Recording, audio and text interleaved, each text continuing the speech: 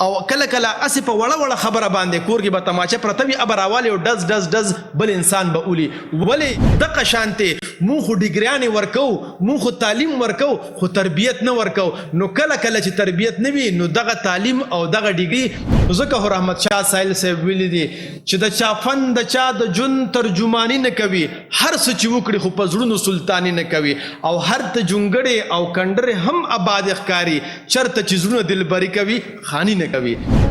د خدای د پاره پښتنو سانونو پیژنئ ستاسو د پاره خو به ځان له پیغمبر نه راځي. ډاکټر صاحب زما یو سوال دی چې پیسې والا خلک خپلو کې جګړې کوي نو سود زیان وجبوي نو تعلیم یافته خلک ولې د یو بل سره جګړې کوي؟ ما خوږه بچې صاحب شاه صابر صاحب وایي وی د خانانو به څه وایم چې خانان دي ملنګان د پښتنو خپلو کې وران دي نو زه به د خانانو نه څه ګیلې کومه زمونږ چې کوم پوهه خلک دي تعلیم یافته خلک دي هغه خپلو کې یو بل سره روان دي او یو بل سره جنګ جګړه کوي د دې اصل وجه بچې دا ده چې تعلیم شته دی خو تربیت نشته دی. تاسو ته به زه یو مثال درکړم په سره ګرمۍ کې اکثر په چوک کې یو پولیس والا ولاړ وي او کلاشونکوف ورسره وي او اکثر ورسره 2 میګزینه هم وي او مونږ ورته بدې ردې مو وایو ډېر په سخته ګرمۍ کې وي په تکلیف هم وي او اکثر خلک یې تنګ هم کی خو چا باندې هم هغه کلاشونکوف پرونه ګرځو او وی نه وشتو وجه څه ده ځکه چې ته د تربیت ورکړی شوی دی کله چې ته د پولیس په جامه کې نو غیر ضروري په چا باندې کلاشونکوف نه راوکاږي تر څو چې د حکومت اډر درته نه شوی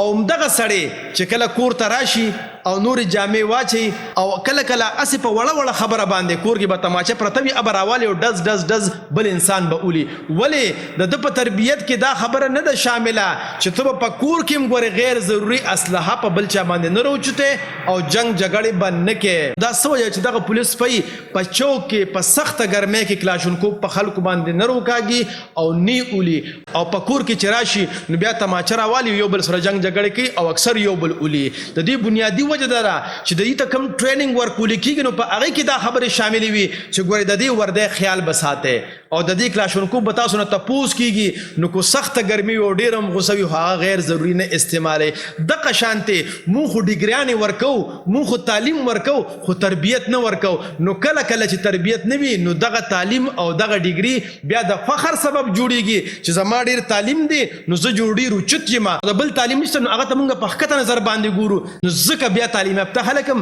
څوک چې په ګریډ کې اوچتي نو هغه ته په ښه نظر ګوري او څوک چې په ګریډ کې ښکته نو هغه ته په بد نظر ګوري نو تعلیم یافته خلک ځکه په خپلو کې یو من سره جګړه کوي چې تعلیم وي او تربیت نه وي. او دویمه وجه بچي دا ده چې مونږ تعلیم اکثر د نوکرۍ او د پیسو دپاره کوو نو چې کوم تعلیم د نوکرۍ او د پیسو دپاره وي نو د هغې د انسان په شخصیت باندې اثر نه وي بلکې خامخا هغه به د نفرتونو او د جنګونو سبب جوړیږي. او بچي دریمه وجه دا ده کوم انسان چې کوم سبق ووایي که نه او په هغې باندې په خپله عمل نه وي که نه نو دا په ځای د فایدې د نقصان سبب جوړیږي او په معاشره کې به خامخا تعلیم یافته خلک جګړمار جوړیږي. ځکه رحمت شاه سایل صاحب ویلي دي چې د چا فن د چا د جون ترجمانی نه کوي هر څه چې وکړي خو په زړونو سلطانی نه کوي او هر ته جونګړې او کندرې هم آباد ښکاري چرته چې زړونه دلبري کوي خانی نه کوي. نو که چېرې فرض کا مونږ د تعلیم مقصد ادب وګرځو د تعلیم مقصد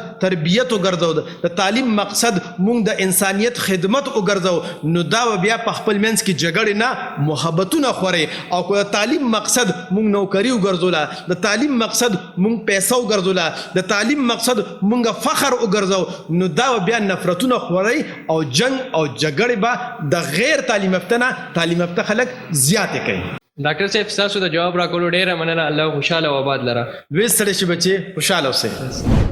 د خدای د پاره پښتنو سانونو پیژنئ ستاسو د پاره خو به ځان له پیغمبر نه راځي.